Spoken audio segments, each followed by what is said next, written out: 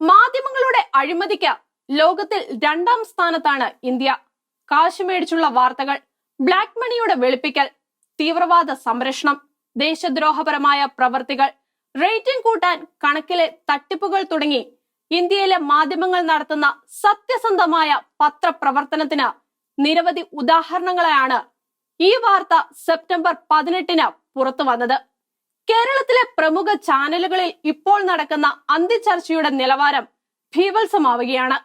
ഒരു കുട്ടിയുടെ പിറന്നാൾ ആഘോഷത്തെക്കുറിച്ച് പറഞ്ഞപ്പോൾ പിതൃത്വം വരെ വിഷയമാക്കിയ ഒരു നിഷ്പക്ഷ നിരീക്ഷകർ. ഏതായാലും അച്ഛന്മാരെയും മെത്രാന്മാരെയും കുറിച്ച് പറയുന്നത് പോലെയല്ല സംഭവം. കോടതിയിൽ കേസായി എന്നാണ് വാർത്ത. ആങ്കറും നിരീക്ഷകനും ചാടി മാപ്പും പറഞ്ഞു. സന്യാസ സഭയ്ക്കുള്ളിൽ തോന്നിയാസം ജീവിക്കുന്നതിനുള്ള സ്ത്രീ സ്വാതന്ത്ര്യത്തിന് വേണ്ടി പോലും വാദിക്കുന്ന ചാനലും ആങ്കറും എല്ലാം കുടുക്കിലായിട്ടുണ്ട്. ഇവരുടെ ചാനലിലുണ്ടായ സ്ത്രീ പീഡനത്തിന്റെ കഥകളും പുറത്തു വരുന്നു. ആവേശമൂത്ത് പറഞ്ഞവ മറ്റ് ചാനലുകാരെയും ശ്വാസം മുട്ടിക്കുന്നതായിരുന്നു. അവരും രംഗത്തിറങ്ങി. അതോടെ പല മുഖ്യധാര ചാനലുകളിലെയും അവതാരകരെ കുറിച്ചും പ്രത്യേകിച്ചും അന്തിച്ചർച്ച നടത്തുന്നവരെ കുറിച്ച് വല്ലാത്ത നിരീക്ഷണങ്ങൾ ഉണ്ടായി. ആങ്കർ കൂടിയായ ഒരു മാധ്യമ ഉടമ പറഞ്ഞത് ചില ചാനലുകളിലെ ആങ്കർമാരെയും കള്ളും കൊടുത്ത് കയറ്റുവിടുന്നു എന്നാണ്. ചാനലുകളുടെ പേരും പറഞ്ഞു. ഒരു ആങ്കറെ പേരെടുത്ത് പറഞ്ഞുകൊണ്ട് അദ്ദേഹം എന്താകും ചോദിക്കുക, പറയുക എന്ന് ആർക്കും പറയാനാകില്ല എന്നാണ് പറഞ്ഞത്.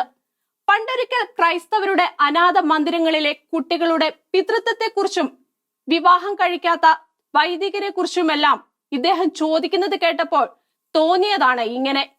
ചാനൽ ചർച്ച കാണുന്ന പലർക്കും തോന്നിപ്പോകാവുന്ന സന്ദേഹമാണത്.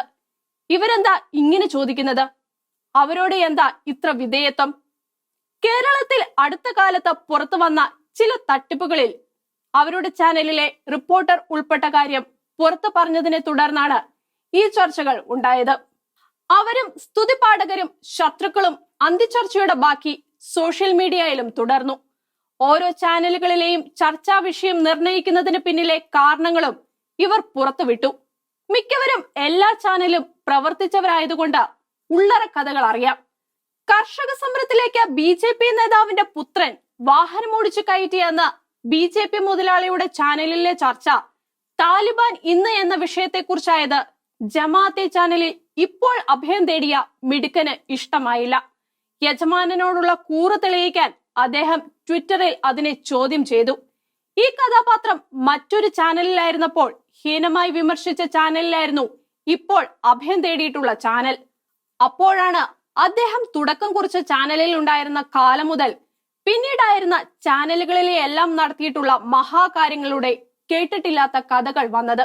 ചാനൽ ചർച്ചകളുടെ നിലവാരം കൂട്ടാൻ ഈ വിഴുപ്പലക്കൽ കാരണമായെങ്കിൽ